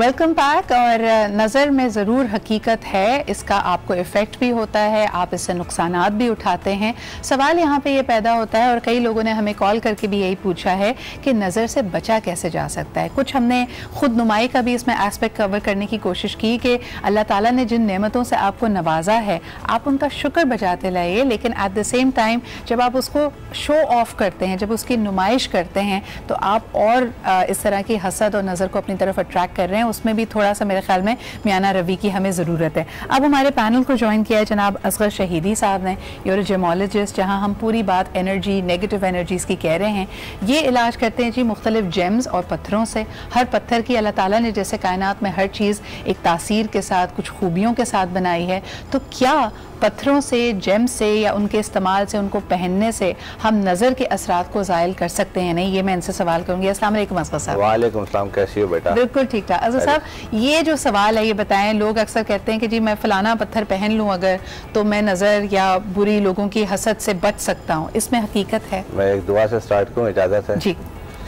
बिस्मिल्लाहिर्रहमानिर्रहीम अल्लाहुम्मा कुल्ले वलियकल हुज्जत इब्न हसन सल्लल्लाहु अलैहि व आलिहि फी हाज़ा साद फी कुल्ली साद वलियम व हाफ़िज़न व क़ाइदन व नासिरन व दलीलन व इन्ना तस्क़ाउन अर्ज़क़ता हुवा तमत्तौफ़िया तबीला। बिस्मिल्लाहिर्रहमानिर्रहीम। जैसे आपने कहा कि नज़र बद, पहले तो मैं मौला मुत्तक़ियान के कौल से शुरू करता हूँ कि नज़र बद वो है जो इंसान को लहद में पहुँचा दे, नज़र बद वो है जो पत्थर को तोड़ दे, नज़र बद वो जो है जो इंसान के जिस्म से ट्रांसफ़र हो जाए। इंसान की आँख की जो ये रेड है, कवरेट कहलाती है, क्योंकि तीन लेयर्स होती हैं आँखों में, रेटिना, कवरेट, एस्करा। जो ब्लैक पुतली है आपकी, अगर इसको हम स्ट्रेट कर दें तो 60 मील है, ये 60 मील है और तकरीबन 60 किस्म की इसमें से रेस निकलती हैं। अच्छा। मुख्तलिफ, उसमें खुशी की भी हैं, गम की भी हैं, अदावत की भी हैं, कीना की भी हैं, हिर्स की भी हैं, तमा की भी हैं, सब किसी।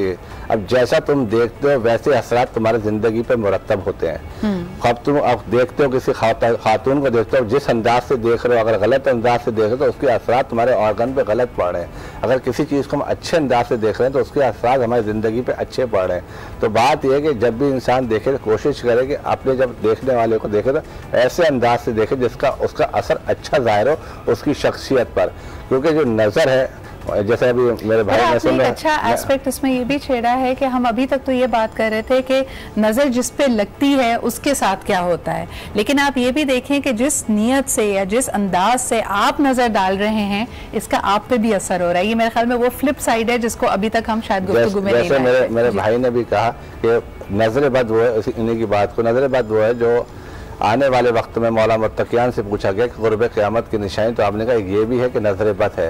नज़र बद वो है कि आपने फलां साहब से मिले थे कल, हाँ, जो उनका इंतकाल हो गया, तो नज़र बद ऐसी है। आपने अपने वालिद से भी सुना होगा, इन्होंने भी सुना होगा, हमने भी सुना है कि अगर 4 बेटे हैं, 4 बेटियां, तो कहते हैं एक दरवाजे से मत आना, अलग अलग करके आना। और नज़र से नज़र कह लें या हसद कह लें, कुरान में हज़रत इब्राहिम अलैहिस्सलाम ने अपने बच्चों को बाकायदा ताकीद की जी, क़ाला या बुनय्या ला तदख़ुलू मिन बाबिन वाहिदा वदख़ुलू मिन अबवाबिन मुतफ़र्रिक़ा, मेरे बेटो एक दरवाजे से मिस्र में दाखिल ना होना, अलग अलग दरवाजों से दाखिल होना।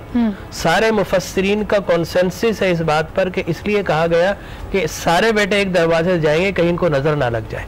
अच्छा, ठीक है ना? तो यानी इतना कॉन्सेप्ट, और अल्लाह के नबी जब ये ताकीद कर रहे हैं तो मेरे ख्याल में हमें भी आपने तो कोई जुमला अदा नहीं किया जब तक हुक्म रब नहीं था। बिल्कुल, आपने कोई जुमला अदा नहीं किया। अब आपने जो सवाल किया था उसके लिए एक है, जैसे फिरोजा है, फिरोजे के लिए एक हदीस भी है, रिवायत भी है, कई रेफरेंसेस है, अगर आप कहेंगे तो वो सब शो हो जाएंगे। ये भी है कि फरमान इलाही, यानी कि वो भी है कि खुदा अपने हबीब से कह रहा है, ए मोहम्मद, जिस हाथ में फिरोजे की अंगूठी हो,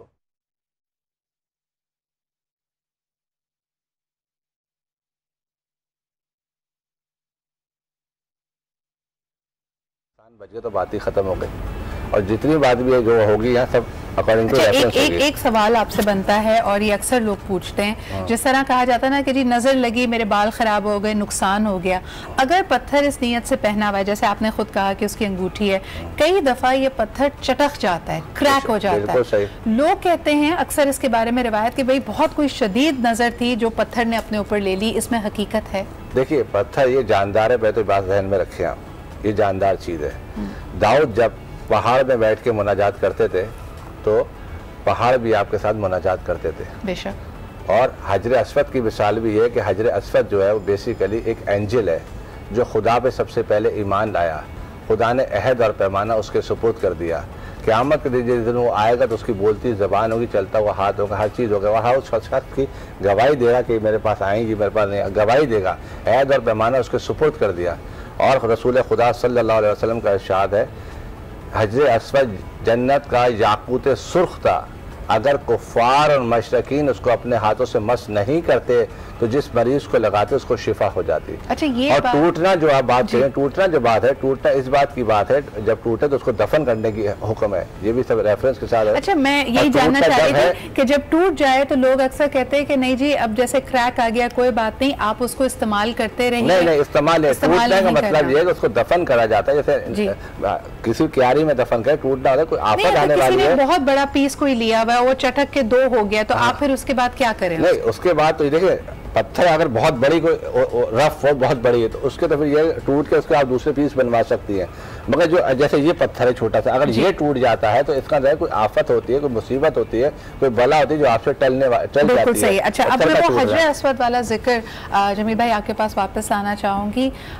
मैं अभी हाल ही में क्योंकि उम्रे पे भी गई थी और वैसे भी जितने लोगों का, हमारे देखने वालों का भी वहाँ जाने का इत्तेफाक हो, उसकी तासीर, उसकी उसकी अजमत से किसी को इनकार नहीं है, लेकिन जो हम करते हैं वहाँ जाके, जिस तरह हम एक वालेहाना अंदाज में उसकी तरफ बढ़ते हैं, लिपटने की कोशिश करते हैं, एक दूसरे को धक्के देते हुए पहुँचते हैं, आप बताएं कि वो भी तो आपने जैसे अभी कहा कि वो पत्थर गवाही देगा, देख रहा है सब कुछ, जो हमारी क्या नीयत है, हमारे क्या अमाल है। आप क्या कहना चाहेंगे लोगों को? मैं ये समझता हूँ जब भी आप किसी काम को करने जाएँ जी, तो बाज़ औक़ात आप इतने फ्रस्ट्रेटेड हो जाते हैं कि उसमें हुक्म के बजाय अपनी विल, अपनी ख्वाहिश डाल देते हैं। हुक्म तो ये है कि अदब से आओ जी, और एक दूसरे को अजियत ना दो, क्योंकि हजर अस्वद को चूमना ये मसनून है बिल्कुल, लेकिन किसी मुसलमान को राहत पहुँचाना और उसको तकलीफ़ ना देना ये फ़र्ज़ है। बेशक। लिहाजा हमने एक मसनून की खातिर एक फ़र्ज़ को रद्द किया और एक फ़र्ज़ के हमने उल्टा खिलाफ कर दिया, मुसलमान को अजियत दे दी।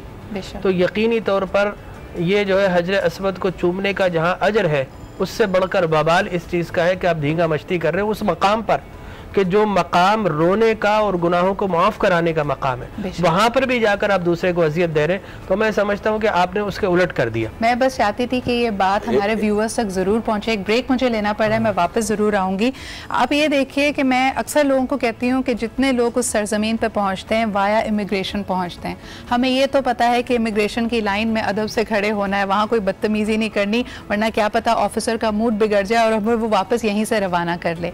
लेकिन जहाँ पे सबसे ज़्यादा अदब का मकाम है, यानी अल्लाह ताला की पूरी कायनात के खालिक के मालिक के घर के सामने आप खड़े हैं, वहाँ पे आप दूसरों को धक्का देने में, उनके बाल खींचने में, उनको पुश करने में आप कोई आर महसूस नहीं करते। तो मेरे ख्याल में ये भी सोचने का मकाम है।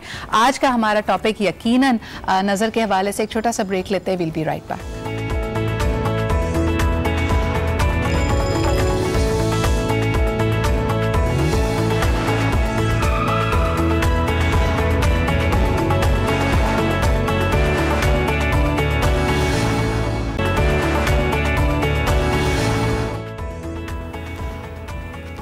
एक बड़ा इंटरेस्टिंग ट्वीट मेरे पास अभी आया जिसमें ये कहा गया कि जी प्लेसिबो इफ़ेक्ट, सिदरा सारा जो खेल है वो असल में नफ्सियात का है। आपका जहन, आपका दिमाग, आपकी अक्ल कितनी एक बात पे यकीन लाए हुए है और कितनी मजबूत है। अगर मिसाल के तौर पे आप बेशक अंडा हो, मिर्च हो, कोई और चीज़ हो, उससे आप यकीनन लोगों का ख्याल है नज़र उतार सकते हैं। सिर्फ आपका अकीदा स्ट्रॉन्ग होना चाहिए। तो इसमें आ जाता है फिर सवाल प्लेसिबो इफ़ेक्ट का भी।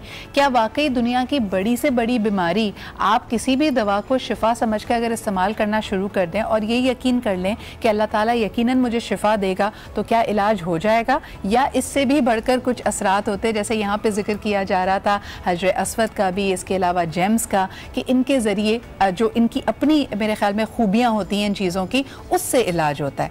ये सबसे पहले सवाल मैं आपके पास उरूज लाना चाहूँगी, ये हम खुद अपने जहन से, अपने अकीदे से अपना इलाज करते हैं या इन चीज़ों की भी तासीर होती है? अच्छा, पहले तो एक चीज़ जिन सब ने बात की कि एवरीथिंग एनिमेट, मेटाकिंडम, इनएनिमेट, जानदार चीज़, बेजान चीज़, अगर उसको माइक्रोस्कोपिक लेवल पे देखा जाए तो वो जानदार ही है, बिकॉज़ उसके अंदर एटम्स हैं, उसमें न्यूट्रॉन्स, इलेक्ट्रॉन्स, वाइब्रेशन, वो सब चीज़ें जानदार है, सब में एनर्जी है। सो एनर्जी है तो चीज़ जानदार है। अच्छा, अब दूसरी जगह आते हैं प्लेसिबो इफेक्ट पे आते हैं कि ये फॉर एग्जाम्पल यहाँ पे अब क्या हो गया है कि ये बोलना भी कि मुझे नजर हो गई है, ये मुझ पर नजर लगी है, मैं बहुत डिप्रेस हूँ, मैं बहुत उदास हूँ, ये बहुत कॉमन हो गया है एज कम्पेयर टू बिफोर। सही। कि पहले हम सोचते थे, बोलते हुए मुझे नजर लगी है। भाई इसकी वजह भी तो ये है ना उरूज, मैं अगर किसी के पास जाऊं और क्योंकि हर चीज इतनी कमर्शियल भी हो गई है और मुझे पता चले कि फलाना इंसान मुझे हेल्प कर सकता है, मैं उससे पूछूं कि आपको लगता है, मुझे आज एक बंदा बता दीजिए जो आपको ये कहेगा नहीं नहीं आपको कुछ नहीं हुआ, बल्कि कहेंगे आप पे तो 5 लोगों की नजर है। सबसे इजी इसका कि आप फॉर एग्जांपल न्यूज़पेपर आता है सुबह, उसमें आते हैं हॉरोस्कोप्स। सही। Those are generic horoscope. बिल्कुल। अब लेकिन आप पढ़ोगे उसमें एक चीज ही मैच करोगे हो गई आपसे जो हो जाएगी, जो ईमान आ जाता है आपका उस पे। तो देखा ये तो बिल्कुल सही लिखा है, मेरे साथ आज पूरा दिन यही हुआ था, यही होगा। अब रात में लिखा है do this tonight for example, तो आज रात को अगर मैं ये करूंगा, नहीं कर सका, नहीं कर सकी, तो मैं तो बस खत्म हो गया मेरा दिन। अच्छा, ये सारा इफेक्ट इसलिए आता है कि हम ज़हनी तौर पे बहुत कमजोर है, because we are very dependent on things to happen to us. ठीक है। अच्छा, एक बहुत सॉरी रूज आपकी बात काट रही हूँ, बिल्कुल आपने कहा कि लोगों पे डिपेंडेंट है, प्लेसिबो इफेक्ट भी होता है, तासीर की बात करेंगे। एक और सवाल जी हमारे पास आया है कि खुसूसी जो मखसूस अयाम होते हैं, मौके होते हैं, क्या उस पर नज़र का ज़्यादा इदराक होता है, जिसमें लोगों ने कहा कि जी जो तारीख रातें होती हैं, जब नया चांद होता है या अगर फुल मून है, तो क्या उस वक्त इन चीज़ों के असरात ज़्यादा होते हैं, नेगेटिव एंड पॉजिटिव? ये हमारे पैनल से भी जानेंगे। एक कॉलर ले लेते हैं उससे पहले। हेलो जी, अस्सलाम वालेकुम। जी वालेकुम जी, क्या कहना चाहेंगे? अस्सलाम वालेकुम मैडम। जी वालेकुम अस्सलाम, क्या कहना चाहेंगे हमारे मौजू के हवाले से? मैं आपसे ये पूछना चाह रही थी कि हमारे घर में ना बहुत ना इतवार से ना ये पिछले दिनों के दौरान से काफी इस तरह के हादसे हो रहे हैं, कभी छत पे खून पड़ा होता है, कभी ट्रेन में पड़ा होता है। तो मैं पूछने जा रही थी कि नजर का या कोई तरह या जादू वगैरह किसने किया होगा, मैं आपसे ये पूछना। चलें जी, बहुत बहुत शुक्रिया आपके कॉल करने का। अक्सर लोगों के साथ ये होता है कि कोई ऐसी चीज़ें उनको नज़र आने लग जाती हैं जो उनको ये इशारा देती हैं कि कोई और मसला है। लेकिन इससे पहले कि मैं वहाँ पे जाऊँ, जमील भाई, ये जो खुसूसी दिन होते हैं, जैसे चांद पूरा है या चांद नहीं है, नया चांद है, क्या उस वक्त ज़्यादा इस तरह के असरात हावी होने का डर होता है? देखिए, मैं आपसे अर्ज़ करूं कि इस्लाम ने, अगर हम डेप्थ में जाएं और मैं अगर कनूतियत और तो हम परस्ती का मुजाहरा करूं तो मैं कहूँगा हाँ। अच्छा। लेकिन जब मैं इस्लाम पर फर्म बिलीव करता हूं, अल्लाह की ज़ात पर तवक्कुल करता हूं, नबी से तवस्सुल करता हूं, तो यकीनी तौर पर मेरा ईमान, मेरा दीन मुझे बताता है कि अशिया की हकीकतें तो हैं जी, और टाइम टू टाइम जो है उनकी इम्पोर्टेंस भी बढ़ती है जी। लेकिन अब जब भी ऐसे मौक़े आए, अब अल्लाह का जिक्र करें तो अल्लाह तबारक व तआला उनकी जितनी हार्मफुल चीज़ें, उनसे अल्लाह तुम्हें एक शील्ड और दिफा अता कर देगा, असर ज़ायल हो लिहाजा ये कंसेप्ट के अब मैं रात तारीक हो गई तो मेरी ज़िंदगी ख़राब हो गई, रात रोशन हो गई तो मैं अच्छी हो गया, इंसान इसी साइकिल के अंदर मुल्क साइकोसिस हो जाता है। अच्छा, इस्लाम ने इन चीज़ों से रोका। इस्लाम ने कहा कि नहीं, बिल्कुल अल्लाह तबारक व तआला ने तुम्हें सबसे बढ़कर जानदारों की चीज़, जानदार तो नहीं कह सकते पत्थर को, हम ये कह सकते हैं कि उसके अपने अपनी तासीर है। तो अल्लाह ने सबसे बढ़कर जानदारों में इंसान को मजबूत बनाया है इन सब चीजों से, पत्थर हो, चांद हो, सूरज हो, सितारे हो, सख्खर शम्स वल क़मर दाइबैन, हर चीज को अल्लाह ने हमारे लिए मुसख्खर कर दिया। इंसान अल्लाह की तख्लीक में सबसे बढ़कर है, लिहाजा जो आम तख्लीक है उसको अपने ऊपर हावी कर लेगा तो हम परस्ती हो जाएगी। इंसान को अल्लाह ने सबसे पावरफुल बनाया, उसको ये चाहिए कि इन चीजों को मुसख्खर कर ले, ना कि खुद उनके सामने। अच्छा, ये गुफ्तगू अगर असगर साहब के पास भी ले जाना चाहूँ, एक तो खुसूस अयाम की, एस्ट्रोलॉजिकल साइंस की, लोगों ने कहा जी ग्रहण हुआ, उसमें हो सकता है नजर लग गई हो, या खुदा ना खासा जैसे हामला कोई खातून होती है या छोटे बच्चे होते हैं, उनको कहते हैं कि जी ग्रहण हो जाएगा, उस पर नजर ज्यादा लग जाएगी, तुम अंदर रहो। दूसरा, जैसे मेरी बहन ने अभी कॉल करके कहा कि कुछ असरात लोगों को दिखने लगे, जी मुझे अपने घर के बाहर खून के धब्बे नजर आ रहे हैं, या मिसाल के तौर पर रात को सोने के लिए लेटे तो कुत्ते के भौंकने की आवाज़ें आ रही हैं, बिल्लियाँ गुर्रा रही हैं। ये सब लोग इनको समझते हैं कि ये साइंस हैं, ये कोई नेगेटिव एनर्जी आप पे हमला आवर हो रही है, या खुदा ना खासा किसी ने अमल कराया या नजर है। असगर भाई, आप इसको कैसे देखते हैं? इस पे बेटा बात यह कि मैं सबसे पहले बताऊं कि इंसान सबसे बड़ा दुश्मन अपना खुद है, उसका दुश्मन कोई नहीं है, कोई उसको नजर बद नहीं कर रहा, कोई सबसे बड़ा दुश्मन तो मैं खुद हूँ अपना, मैं अपने को कर रहा हूँ। और दूसरी बात, ये मखसूस अयाम आते हैं, जैसे आपने कहा मखसूस तारीखें आती हैं, तो उसके लिए मैं ये कहना चाहता हूँ, मिसाल देता हूँ। मेरे पास एक केस आया, कमर द अकरब था और रसूल खुदा की रहमतुल्लाह अलमीन की विलादत का दिन था। उन्होंने मुझसे पूछा कि इस दिन मैं निकाह करूं या नहीं करूं, क्योंकि कमर द अकरब में नहीं करते निकाह जी। स्कॉर्पियो से रेस निकलती है, बहुत ख़तरनाक रेस निकलती हैं जो इंसान के मिजाज को और पूरे निज़ाम को डिस्टर्ब करती हैं। तो मैंने कहा बात यह है कि जब रसूल की विलादत आ गई या मौला मुत्तकियान की विलादत आ गई तो उस पर कमर दब अकरब का असरअंदाज नहीं हो सकता, क्योंकि मौला मुत्तकियान जब जा रहे थे नहरवान पर तो एक किसान जो इल्म नजूम जानता था उसने कहा कि सितारे आपके हक में नहीं हैं, अभी आप जाएंगे तो जंग हार जाएंगे। तो आपने कहा तू ये जानता है कि सितारों की चाल क्या है, तू सब समझता है इन बातों को? कह रहा हाँ मैं समझता हूँ मौला। तो मौला ने घोड़े को एक बाग और थी, जब घोड़ा आगे चल बोला अब बता सितारे की चाल क्या कह रही है? कह रहे ये तो इतने साल बाद यहाँ न थे, इसको इतने साल बाद यहाँ न, तो आप मुस्कुरा के कहते हैं कि वो हमारे ताबे हैं, हम उनके ताबे नहीं हैं। तो बात है कि हम जहाँ चलते हैं सितारों की चाल वहाँ चलती है। और दूसरी बात है कि सबसे बड़ा ऐसे आयाम है, अगर आपको कुछ शक है तो यहाँ भी एक कौल है हज़रत अली अलैहिस्सलाम का कि हर चीज़ अगर किस्मत में होती तो हम दुआ को नहीं रखते। तो ऐसे वक्त पे अगर आप दुआ पढ़ लें, 2 रकात नमाज पढ़ लें खुदा की शुक्राने की, तो आपके मामले हल हो सकते हैं। खुसूसी नवाफिल का भी लोग मेरे ख्याल में उसका एहतमाम करते हैं। अयामुल बैस के जैसे 13, 14, 15 तारीख जो चांद की होती है उसमें तो बाकायदा हमारे पास बहुत रिवायतें हैं कि अपनी इबादतों को बढ़ा दो। जमील भाई इस पे क्या कहेंगे? देखिए मैं बताऊँ कि रसूल खुदा सल्लल्लाहु अलैहि वसल्लम ने हमें एक कॉम्प्रीहेंसिव दुआओं का पूरा चार्टर अता कर दिया, जिसका मैं अर्ज़ कर रहा था कि आप घर से निकले तो उसकी अलग दुआ है, घर में दाखिल हों तो अलग दुआ है, आप बाज़ार में ऑफिस में जा रहे हैं उसकी अलग दुआ है, लिबास पहन रहे हैं उसकी अलग दुआ है, एक दूसरे से मुलाकात कर रहे हैं उसकी दुआ है, आप किसी की इयादत कर रहे हैं उसकी दुआ है, कब्रिस्तान में जाएं उसकी दुआ है, आप सो रहे हैं उसकी दुआ है, आप जाग रहे हैं उसकी दुआ है, आप खा रहे हैं उसकी दुआ है, पी रहे हैं उसकी दुआ है, आप ऊपर चढ़ रहे हैं उसकी दुआ है, नीचे उतर रहे हैं उसकी दुआ। वो छोटी छोटी दुआएं हैं। लिहाजा अगर हम अपने बच्चों को जहाँ बाबा ब्लैक शिप सिखाते हैं वहीं पर अगर दुआओं का चार्टर सिखा दें, आप यकीन कीजिए आपको किसी तोहम परस्ती की जरूरत नहीं है। थोड़ी और वजाहत चाहूंगी आपकी। मुझे ये बताइए कि अक्सर लोग देखिए नियत तो यही होती है कि हम अल्लाह की पनाह मांग रहे हैं, उसका रिफ्यूज सीख कर रहे हैं। कुछ लोग ये नियत है आपकी, यानी वही बात कि आपका ईमान इस पे बहुत स्ट्रांग होना चाहिए, या फिर हम जैसे शॉर्टकट्स ढूंढ रहे होते हैं तो कोई कहता है कि भाई कोई इस्म बता दो, कोई दुआ बता दो। ईमान इस बात पे नहीं होता कि अल्लाह की पनाह मांग रहे हैं, उस लफ्ज़ पे या उस खास दुआ पे हो जाता है कि जी ये बुजुर्गों ने या इसने मुझे दुआ बुलाई है, अब ये मेरी हिफाजत ये पर्टिकुलर दुआ करेगी। उस पे थोड़ी सी वजाहत। दुआ जो है दरअसल अल्लाह से की जाती है बेशक, लिहाजा रसूल खुदा सल्लल्लाहु अलैहि वसल्लम ने बाकायदा दुआएं तालीम फरमाई। जिस तरह आप इमाम हसन व हुसैन रज़ियल्लाहु ताला अन्हुमा की बाकायदा आप उनके लिए जो है पढ़कर दम किया करते थे जी। अल्लाहुम्मा इन्नी अऊज़ु बिका बिकलिमातिल्लाहि ताम्मा व मिन कुल्लि शैतानि वहाम्मा व आइनिल लाम्मा, कि अल्लाह इसको जो है शैतान के असरात से और नज़र बस से महफूज फरमा।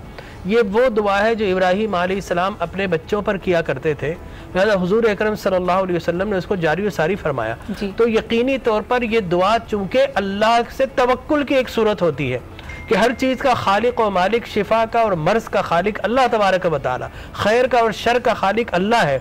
लिहाजा फरमाया कि इस्ताईज़ु बिल्लाहि मिनल आइनी फ इन्नल आइन हक़्क़ुन, जब नजर हो तो उससे अल्लाह की पनाह मांग लो, इसलिए कि नजर हक है। और एग्जैक्ट इस तरह की दुआ, इस्म, कलमात आपकी मदद करते हैं। जिसे मैं ऐसा मजाक बताता हूँ, अगर आप ये चाहते हैं कि आप नजर प्रूफ हो जाए, जैसी इलेक्ट्रोमैग्नेटिक रेज निकल रही है, इमोशनल रेज निकल रही है, जिस तरह फरमाया 52 किस्म की, 50 किस्म की इंसान की नजर, अगर सबसे हिफाजत चाहते हैं, आप जब बैठते हैं, उठते हैं, सुबह उठते हैं तो उसके बाद खुद पर फूंकिए। बच्चा स्कूल जा रहा है उस पर आप ला हौला माशाअल्लाह ला हौला वला कुव्वत इल्ला बिल्लाहिल अलील अज़ीम अव्वल व आखिर दुरूद और 11 मरतबा अगर आप पढ़कर फूंक देंगे तो एक हिसार अल्लाह तबारक व तआला के नाम का कायम हो जाता है, जो उसे बाकायदा शील्ड करता है। नजर तो निकलेगी लेकिन आपको शील्ड मिल जाएगी। बिल्कुल। उरूज आपके पास लेके जाना चाहूंगी कि कई लोग जब कंप्लेन करते हैं आपसे और कहते हैं कि जी मुझे फील होता है कि मेरे पे नज़र के असरात हैं, आप उनकी ज़िंदगी और उनका जो डेली रूटीन है उसमें आप देखेंगे कि उलझने और वैसे भी बहुत बिखरापन है। मिसाल के तौर पे अक्सर ऐसे शख्स के अगर घर को और रहने सहन को, माहौल को देखा जाए तो वहाँ बेतरतीबी होगी, चीज़ें बिखरी हुई होंगी।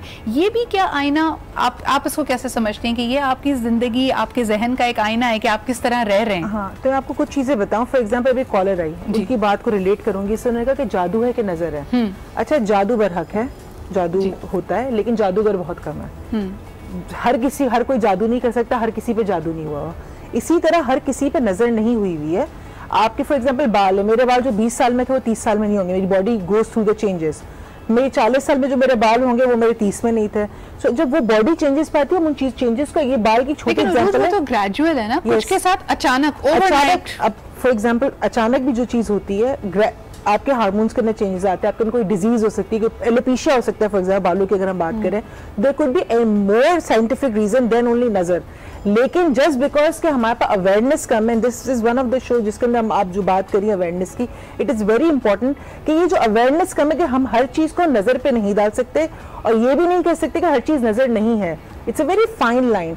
जो प्लेसिबो इफेक्ट है, yes it can help you, because अगर आप फॉर एग्जाम्पल आपने कोई अंगूठी पहन ली, राइट, या फॉर एग्जाम्पल आपने वही मीठी चीनी की गोली खा ली, या आपने कोई भी और तरीका अपना लिया जिससे आपको लगता है हाँ मुझे फायदा हो रहा है, अगर for example just to create that effect, मैं नहीं कह रही उसका असर है या नहीं है, आई एम नॉट, उस बहस में नहीं पड़ी, मैं कह रही just to give that you know effect in their mind. अगर आपने उनको दे दिया ये इफेक्ट और उसके अलावा वो अपने, क्योंकि देखिए नजर आप कभी कभार, आपके कहने का मकसद ये हुआ कि अपनी जिम्मेदारी भी कबूल कीजिए। आपने हो सकता है जैसे नजर तो अपनी जगह ठीक है, लेकिन जहाँ पे जिस शादी में आप गए थे, क्या ऐसा तो नहीं कि फैशन की वजह से आपने शॉल ही नहीं ली तो आपको ठंड लग गई है? आप यही क्यों कह रहे हैं कि वहाँ पे मैं इतनी प्यारी लग रही थी कि अब मैं वापस आई हूँ तो मैं बीमार पड़ गई थी? तो अपनी एहतियात भी अपनी जगह है। एक कॉलर से बात कर लेते हैं जी। हेलो जी, अस्सलाम वालेकुम। अस्सलामुअलैकुम सिद्रा, कैसी हैं? याहिया बात कर रहा हूं। मैं बिल्कुल ठीक ठाक जी। याहिया, क्या कहेंगे हमारे आज के? पहले तो तमाम मेहमानों को सलाम, और मेरी प्यारी बहन उरूज बैठी हुई है और इनके फादर से भी मैंने बहुत कुछ सीखा है। कैसी है उरूज आप? कैसे आप?